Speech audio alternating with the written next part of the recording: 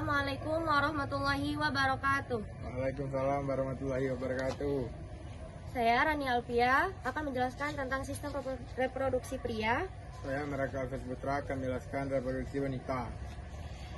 Sistem reproduksi pria. 1. Testis. Testis adalah organ berpasangan yang terletak di dalam skrotum yang berfungsi menghasilkan sperma dan hormon testosteron yang terletak di skrotum. Testis berperan penting dalam kesuburan dan ciri-ciri kelamin pria. Kelainan terhadap testis. 1. Hidrokel, yaitu penumpukan cairan di sekitar testis yang membuat skrotum membesar. 2. Cryptorchismus, yaitu testis tidak turun ke skrotum sejak lahir. 3. Torsiotestis, yaitu testis terpuntir sehingga aliran darah terhambat yang menyebabkan nyeri hebat. 2. Skrotum. Skrotum adalah kantung kulit yang menggantung di bawah penis dan berfungsi mengatur suhu testis agar optimal untuk produksi sperma. Kelainan terhadap skrotum. 1. Hidrokel, yaitu penumpukan cairan di skrotum yang menyebabkan pembengkakan. 2. Varikokel, yaitu pelebaran pembuluh darah di skrotum terasa seperti kantung cacing. 3. Torsiotestis, yaitu testis terpuntir di dalam skrotum yang menimbulkan nyeri hebat dan pembengkakan. 4. Hernia skrolatis, yaitu usus turun ke dalam skrotum melalui celah di dinding perut. 3. Saluran sperma. Saluran sperma adalah bagian dari sistem reproduksi pria yang berfungsi mengalirkan sperma dari testis keluar tubuh.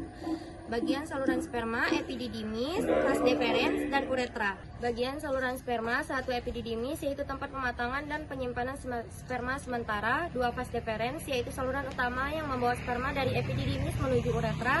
3. Uretra, yaitu saluran akhir yang mengeluarkan sperma keluar tubuh saat ejakulasi, juga membawa urin dari kandung kemih. Kelainan. 1. Obstruksi atau sumbatan vas deferens yang menghambat aliran sperma bisa menyebabkan kemandulan. 2. Epididimitis, yaitu peradangan pada epididymis akibat infeksi yang menyebabkan nyeri dan pembengkakan. 3. Aplasia vas deferens, yaitu kondisi bawaan saat pria tidak memiliki vas deferens, sering terjadi pada penderita cystic fibrosis. 4. Sklerosis, yaitu penebalan atau pengerasan saluran sperma yang mengganggu aliran sperma. 4. Penis. Penis adalah organ reproduksi luar pada pria yang berfungsi untuk mengeluarkan urin dan sperma dari tubuh. Kelainan penis yaitu phimosis, yakni kulit penis atau kuluk tidak bisa ditarik ke belakang, bisa menyebabkan nyeri atau infeksi. 2. Paraphimosis, yaitu kulit kuluk tersangkut di belakang kepala penis dan tidak bisa dikembalikan yang menyebabkan pembengkakan.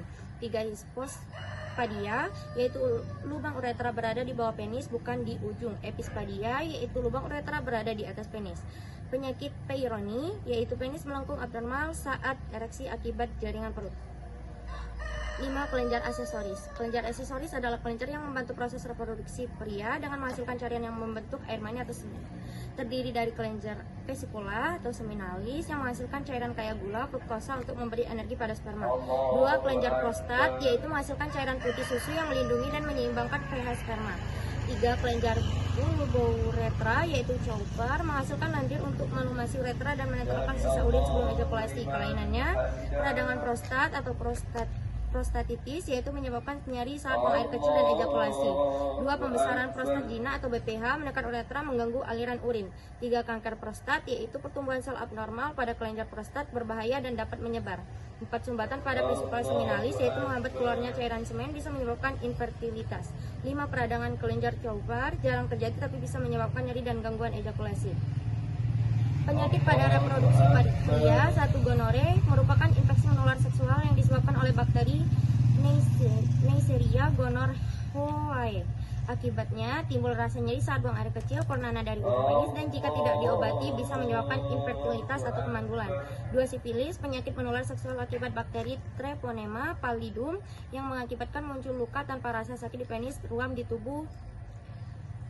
3. Epididymitis, yaitu peradangan pada epididymis atau saluran tempat pematangan sperma, biasanya akibat infeksi bakteri yang mengakibatkan skrotum membengkak, nyeri, demam, dan bisa mengganggu produksi sperma. HIV atau AIDS, yaitu infeksi virus HIV yang menyerang sistem kekebalan tubuh yang mengakibatkan tubuh menjadi lemah terhadap infeksi, termasuk infeksi pada organ reproduksi. Bila berkembang menjadi AIDS bisa mengancam nyawa. 5. Herpes genital, yang disebabkan oleh virus herpes simplex atau HSV, menular melalui kontak seksual yang mengakibatkan timbul luka melepuh dan nyeri pada penis, bisa kambuh berulang kali. 6. Kanker prostat atau testis, yaitu pertumbuhan sel abnormal di kelenjar prostat atau testis yang mengakibatkan nyeri, pembengkakan, gangguan buang air kecil, dan bisa menyebabkan ke organ lain jika tidak segera ditangani. Sistem reproduksi wanita. 1. Ovarium. Ovarium adalah organ reproduksi wanita yang berfungsi menghasilkan sel telur atau ovum dan hormon estrogen dan progesteron. Kelainan ovarium yakni kista ovarium, benjolan berisi cairan biasanya jinak. PCOS, gangguan hormonal dengan banyak kata kecil dan haid tidak teratur. Endometriosis, jaringan rahim tumbuh di ovarium menyebabkan nyeri dan inferitas. Kegagalan ovarium, ovarium berhenti berfungsi. 2. Tuba falopi. Tuba falopi adalah saluran yang menghubungkan ovarium dan rahim, berfungsi menangkap sel telur, tempat perubahan dan mengantar sel telur rahim. 3. Rahim. Rahim adalah organ tempat janin tumbuh dan berkembang selama kehamilan.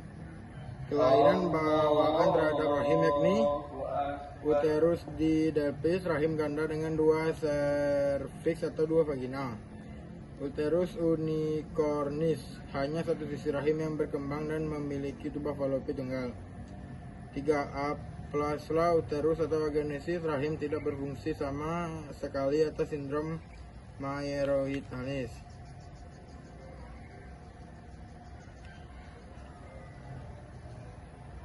4. Serviks. Serviks adalah leher rahim yang menghubungkan rahim dengan vagina dan berfungsi melindungi rahim serta membantu proses. Kelainan serviks ini: 1. Kanker serviks akibat infeksi HPV ditandai perdarahan abnormal. 2. Erosi serviks, lapisan dalam serviks keluar menyebabkan keputihan atau pendarahan. 5. Vagina. Vagina adalah saluran yang menghubungkan rahim ke luar tubuh, berfungsi untuk haid, hubungan seksual, dan persalinan. 6. Vulva. Vulva adalah bagian luar alat kelamin wanita yang melindungi vagina, reproduksi alam, memberi rangsangan dan kenikmatan seksual, tempat keluarnya urin dan darah menstruasi, jalan lahir saat persalinan, dan menghasilkan pelumas alami. 7. Ovulasi. Ovulasi adalah proses pelapisan sel telur atau ovum matang dari ovarium atau indung telur ke tuba falopi. Biasanya terjadi sekitar hari ke-14 dari siklus menstruasi wanita yang normal 28 hari. Ini adalah masa subur, di mana kemungkinan kehamilan paling tinggi jika terjadi hubungan seksual. 8. Pembuahan. Pembuahan adalah proses bertemunya sel sperma dan sel telur di tuba falopi, menghasilkan zigot yang berkembang menjadi embrio dan menempel di rahim. 9. Kehamilan. Kehamilan adalah proses berkembangnya janin dalam rahim setelah perubahan, berlangsung sekitar 40 minggu dan terbagi dalam 3 trimester. 10. Persalinan. Persalinan adalah proses keluarnya bayi dari rahim, bisa secara normal atau vagina atau operasi sesar. Biasanya terjadi pada usia kehamilan 37 sampai 42 minggu. Persalinan dapat berlangsung normal, terjadi spontan tanpa bantuan media khusus. Dengan inversi menggunakan bantuan medis seperti epidural, induksi, atau operasi sesar jika ada